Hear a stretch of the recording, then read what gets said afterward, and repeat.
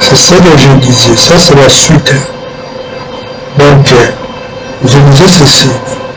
Quand vous voyez ici là, je vous donne ça l'interface. Et l'interface, vous allez à partir on a écrit l'interface, le champ interface. Vous voyez même l'internet, c'est coloré plus fort. Pourquoi c'est coloré plus fort en noir? Pour nous montrer que c'est le port, on peut laisser pour recevoir la connexion Internet qui vient du fournisseur du FAI, s'il faut parler de cette application. Alors, c'est ce temps-là qu'on nous a dit peut-être, ça dépend. Avec le repère microtique, c'est au choix.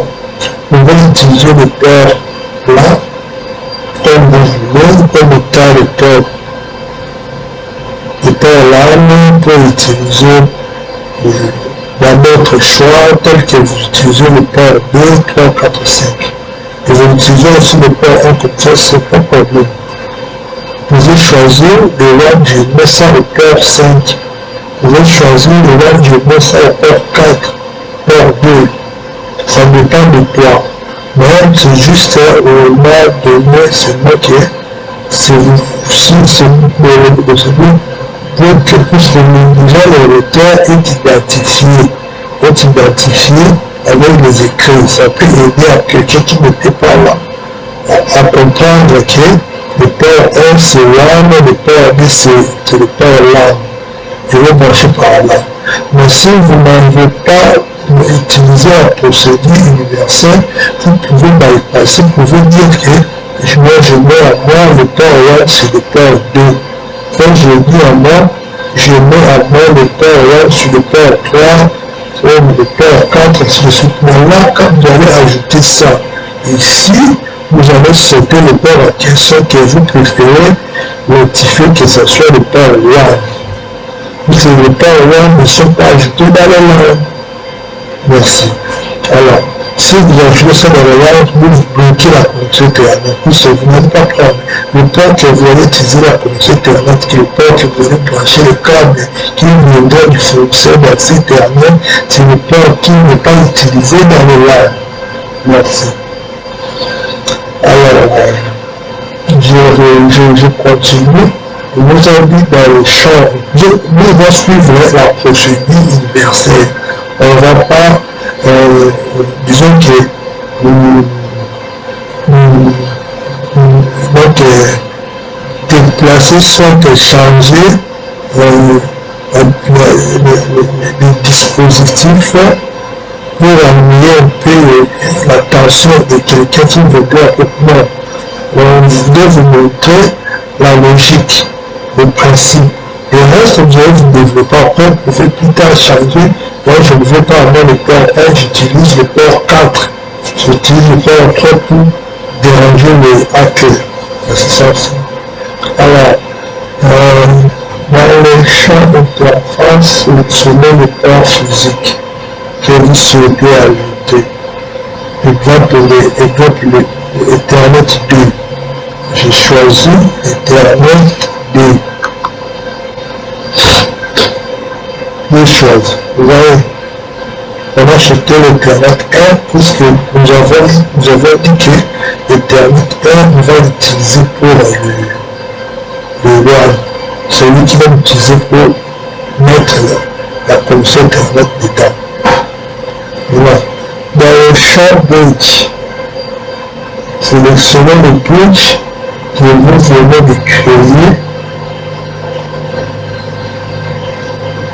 Exemple bridge là, dans le champ bridge. Vous voyez, quand j'ai créé le bridge, le nom bridge est venu ici, se retrouver ici. Voilà.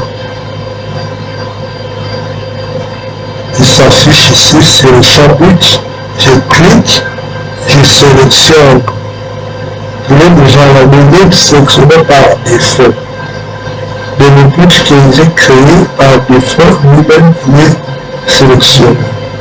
Alors, comme vous êtes sélectionné par défaut, vous êtes déjà venu là.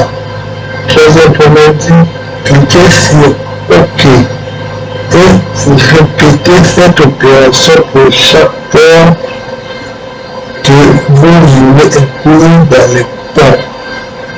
Ok, exemple, Internet 3, 4 et William 1. William 1, on peut créer notre bridge dans cet endroit. Ça dépend, on peut toujours mettre les autres, on fera ça après pour séparer les filles et les lames. Donc on peut tout faire. Développer ça. On construit tout d'abord la procédure. Voilà. J'ai appliqué. Ok.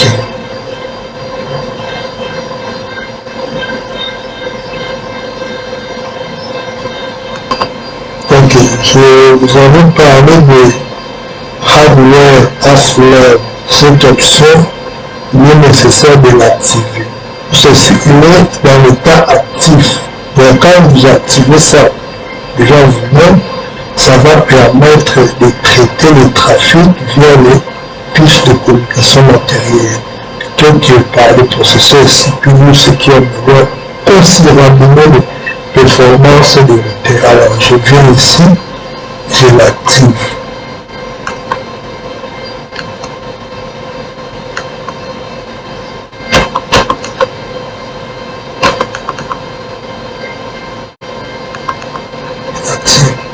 Alors, vous allez toujours l'activer.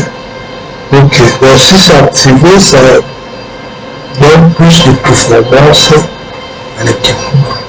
Voilà. On a fait le point B. Je dis ok. On voit après.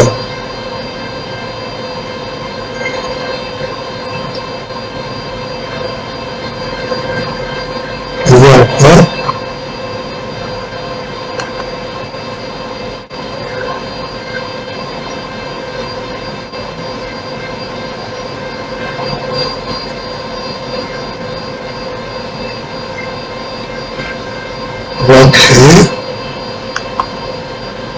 un nouveau. De cette façon, on utilise Ethernet 3. Lui, il est déjà venu par défaut, il est là. Le reste, on ne touche pas. On applique. Si nécessaire. On peut faire aussi comme ça. Vous sélectionnez le port en question, le port physique en question, par exemple le port 4. Attention, nous avons placé notre câble sur le port 4. Je vais vous le montrer ça rapidement. On va pas être pressé d'utiliser le port 4. Alors, qu'est-ce qu'il faut?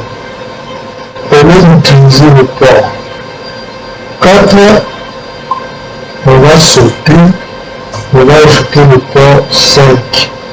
Et après, on reviendra à la fin pour utiliser le port 4. Ça doit être la dernière. Ça doit être la dernière configuration pour éviter à ce qu'on puisse être déconnecté. Pour ce votre cas, je vais ajouter le port 4 ports. Ça va déconnecter toute chose puisque c'est le port en question qui sera traité. C'est écrit aussi. C'est dans le point clé à retenir. Je vous avais donné ça en partant sur la connectivité. Dans le littérature que j'avais mis, la théorie que j'avais projeté, il y a le point clé à retenir. Dans ce point à retenir, il y a en bas on écrit la connectivité. Attention, si vous ajoutez le point à laquelle vous êtes actuellement connecté au bridge.